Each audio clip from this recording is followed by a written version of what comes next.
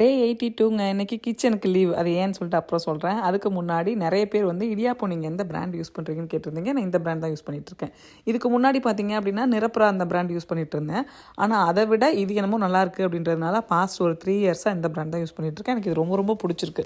இது வந்துட்டு நீங்கள் லைட்டாக வந்து தண்ணி கொதிக்கணும் அப்படின்ற அவசியம் கூட இல்லை. நல்லா அந்த பபிள்ஸ் வர ஆரம்பிக்கும் இல்லையா, அந்த டைம்லேயே நீங்கள் போட்டு கிளறினீங்கனாவே போதும். ரொம்ப ரொம்ப நல்லா சாஃப்ட் இடியாப்பம் வந்து வருது. ஸோ இன்றைக்கி அவனோட ஸ்கூலில் ஃபண்ட் ரைசிங் டே. பக்கத்தில் இருக்க மிக்டியில் பார்த்தீங்க அப்படின்னா 5 to 7 நம்ம போய் வாங்குகிற எல்லா பொருளுக்குமே வந்து 15% வந்து அதில் ஸ்கூலுக்கு வந்து டொனேட் பண்ணுவாங்க டேக்ஸில் அப்படின்ற மாதிரி இருக்கும்.